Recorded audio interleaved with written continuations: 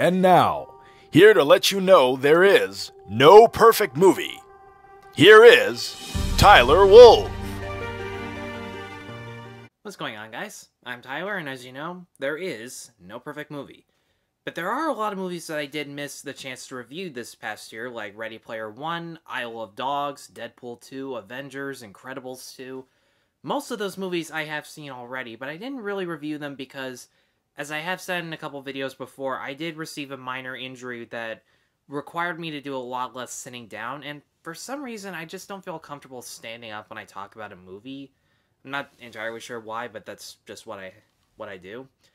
And I figured, well, it's almost the end of the year, and a couple of these are among my favorites of the year so far, so I figured, why not talk about them? And the first one, the one that because of my injury I really don't have any positive memories of, is Ready Player One. For those who don't know, it takes place in the near-distant future where Earth has become so shitty, even by most post-apocalyptic natures, that there's this virtual reality system called the Oasis where people basically go to escape. They can become whatever pop culture character they want, they can engage in whatever type of contests they are, they can win prizes, and there is a championship up for grabs that if a person were to win it, they would become the owner of the Oasis. And this teenager, played by Ty Sheridan, is trying to get there first before this big evil company led by Ben Mendelsohn tries to get there first. And I was cautiously optimistic about this movie going in. I did like the look of this movie that Spielberg brought to it, that Minority Report look where it does have that bleach bypass, everything is very bright but also murky at the same time, and the pop culture references, like most people, I thought could be interesting either way. And while I can definitely say that there were some entertaining aspects of the movie, I was overall disappointed by the film as a whole. But there are a decent amount of positive things to say about the movie. For one, Spielberg's direction, as expected, is top-notch.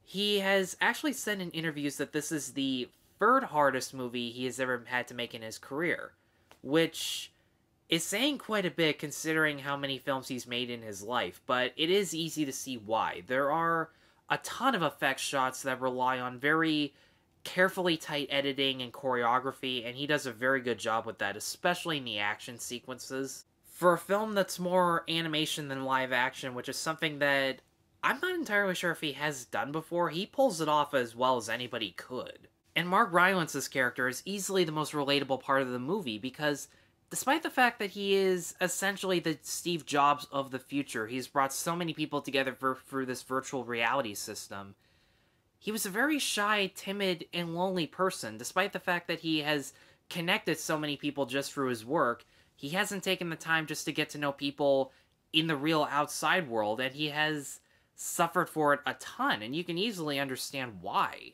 Ty Sheridan and Olivia Cooke as the main leads are good performance-wise. Writing-wise, they don't get a ton to work with.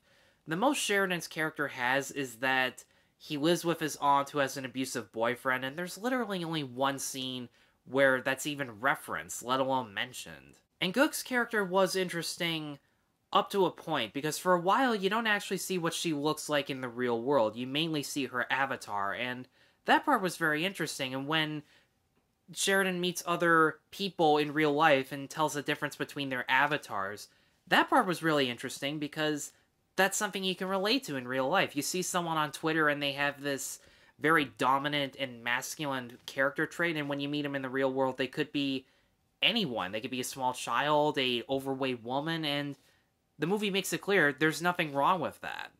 But when Cooke reveals herself for the first time and she gets the impression that people would find her unattractive or unappealing, I didn't buy into that. I get the excuse that they were going for it, but I've met high school classmates who have had worse things to deal with in life, and in the 4 years that I knew them, nobody talked about it even once. It never crossed anyone's mind because it didn't matter. So I don't know, maybe the script doesn't give people enough credit than they really deserve.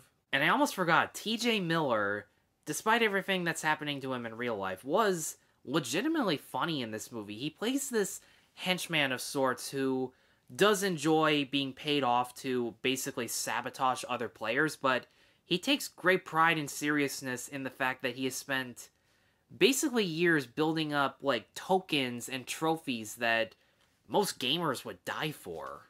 My problem with the movie is that it is so reliant on exposition to the point where so many scenes just feel boring. I know that they're in a virtual reality system and there are times where characters have to explain to each other how the world works, but at the same time, I felt like you could have done it better with a lot of scenes of just characters playing these games and having a good time, and you could connect with them so much better and a lot quicker, if I'm being honest, as opposed to characters just arguing back and forth over what's an appropriate thing to do or what's not, or what's a rule or what isn't. And there were just so many conversations that are just explanations, not characters interacting with each other, but just explanations, and it felt really tedious after the first 20 minutes. Ben Mendelsohn gives it all he can as the villain, but it doesn't really change the fact that you don't give a shit what he's fighting for. He's fighting for money.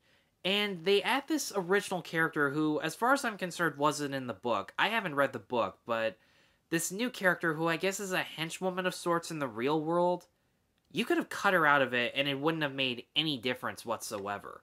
The whole time I'm sitting there, I'm like, this is Lisbeth Salander if she was evil. Which, nobody wants to see Lisbeth Salander being evil. And like I said before, Sheridan's character only gets one scene where he's given any depth or backstory, and one scene wasn't enough for me in this case. I can't say that I hated Ready Player One. I mean, it was well acted, it was well directed, there are many exciting moments that were had, especially in the final third where they assemble an entire army of video game players and have a battle with the corporation. That part was fun. The references were all over the place, and which is the best way to go about it. It's just the scenes that weren't exciting, which unfortunately for me was about 60% of the movie, was nothing but explanations, and I don't need explanations. I just need characters to interact with each other. We can learn from that. And for those reasons, I'm going to give Ready Player One a 2 out of 5. Well guys, thank you for watching all the way through. If you've seen Ready Player One, do you agree? Do you disagree? Let me know in the comments below. I'm sure at least one person will. And, before anyone tries to kill me, Caleb, tune us out. Be sure to like, subscribe, and stay tuned for more No Perfect Movie reviews.